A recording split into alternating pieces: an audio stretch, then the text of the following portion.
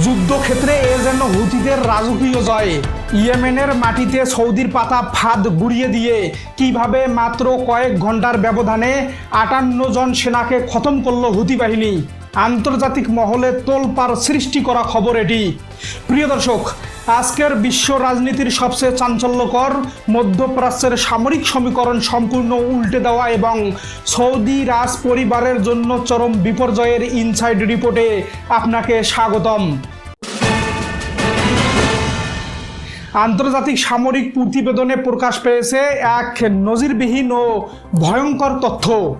Saudi আরবের মূল ভূখণ্ডে আক্রমণের পাশাপাশি এবার ইয়েমেনের কৌশলগতভাবে অত্যন্ত গুরুত্বপূর্ণ মারিব এবং হাদারা মাউত প্রদেশে থাকা সৌদির প্রক্সি সরকারি বাহিনীর ওপর স্মরণকালের সবচেয়ে বড় ও বিধ্বংসী ড্রোন হামলা চালিয়েছে হুতিরা।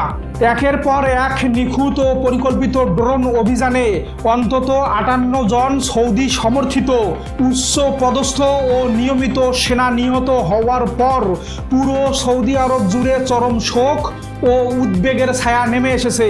ইয়েমেনের মাটিতে নিজেদের দখলদারিত্ব টিকিয়ে রাখতে রিয়াদ যে দীর্ঘমেয়াদী ফাঁদ পেতে রেখেছিল, হুতিদের এই এক রাতের ঝটিকা ড্রোন অপারেশনে তা তাসের ঘরের মতো চুরমার হয়ে গেছে, যা দেখে বিশ্ব রাজনীতির পরাশক্তিগুলো আজ হতবাক হয়েছে। প্রিয় দর্শক, ঘটনার রণকৌশলগত ও ভূ রাজনৈতিক গুরুত্বটি বুঝতে হলে আমাদের দেখতে হবে ইয়েমেনের মারিব ও হাদরা মাউত অঞ্চল দুটি ঠিক কতটা গুরুত্বপূর্ণ। তেল ও খনিজ সম্পদে সমৃদ্ধ এই দুই অঞ্চলকে কেন্দ্র করেই এতদিন সৌদি সমর্থিত জোট তাদের প্রধান সামরিক ও প্রশাসনিক কলকাঠি নাড়ছিল। ওয়াশিংটন ও রিয়াদের মদদে পরিচালিত এই প্রক্সি বাহিনী ভেবেছিল তাদের ঘাঁটিতে পেন্টাগনের নজরদারি আর আধুনিক এয়ার ডিফেন্সের কড়া নিরাপত্তা রয়েছে, কিন্তু সমস্ত নিরাপত্তা বলয় ফাঁকি দিয়ে হুতিদের স্পেশাল ড্রোন স্কোয়াড্রন মাত্র কয়েক ঘন্টার নিখুঁত অপারেশনে সৌদির প্রক্সি ঘাঁটিকে পুরোপুরি ধ্বংসস্তূপে পরিণত করেছে।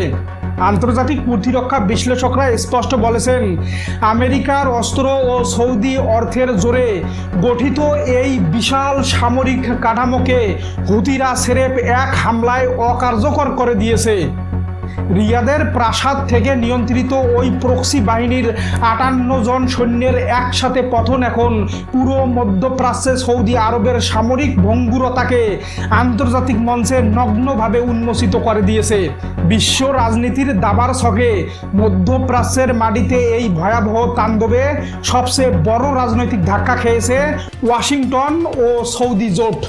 পেন্টাগনের উচ্চ পদস্থ কর্মকর্তারা যখন ড্রোন ও যুদ্ধজাহাজ পাঠিয়ে মধ্যপ্রাচ্যের শক্তির গরম দেখাচ্ছিল, ঠিক তখনই সৌদির সবচেয়ে ভরসাযোগ্য প্রক্সি নেটওয়ার্ককে এভাবে গুড়িয়ে দিয়ে হুতিরা তাদের সুপ্রিম সামরিক শক্তির পরিচয় দিল। প্রিয় দর্শক, রণকৌশলের বিচারে ইয়েমেনের এই আনসারুল্লাহ যোদ্ধারা এখন মধ্যপ্রাচ্যের যে কোনো পরাশক্তির আধুনিক সামরিক সরঞ্জামের জন্য সবচেয়ে বড় আতঙ্ক হয়ে দাঁড়িয়েছে। আমেরিকান স্যাটেলাইট ট্র্যাকিং এবং উন্নত সতর্কবার্তার প্রযুক্তি উপস্থিত থাকা সত্ত্বেও কিভাবে হুতিদের সোয়ার্ম ড্রোন একসাথে আঘাত হেনে পুরো ঘাঁটিকে ধুলোয় মিশিয়ে দিল, তা ভেবে এখন আমেরিকান পেন্টাগনের দর্শকদের রাতের ঘুম যেন হারাম হয়ে গেছে, যার ফলস্বরূপ হিসেবে মধ্যপ্রাচ্যের সামরিক আকাশে আমেরিকার সেই সুপ্রাচীন রাজত্ব ও কর্তৃত্ব আজ সম্পূর্ণ ধসে পড়েছে। আর গোটা অঞ্চলের ক্ষমতার চাবিকাঠি এখন দৃশ্যত ইরান ও হুতি শিবিরের হাতে চলে এসেছে। সমগ্র ঘটনা প্রবাহকে যদি আমরা মধ্যপ্রাচ্যের যুদ্ধক্ষেত্র, বিদেশি হস্তক্ষেপ এবং আঞ্চলিক শক্তির ভারসাম্যের লেন্স দিয়ে গভীরভাবে পর্যবেক্ষণ করি, তবে সোজা হিসাব দাঁড়িয়ে যায় যে 2026 সালের ভূ রাজনৈতিক ময়দানে কেবল কোটি কোটি ডলারের আমেরিকান অস্ত্র কিনে যুদ্ধে জেতা যায় না।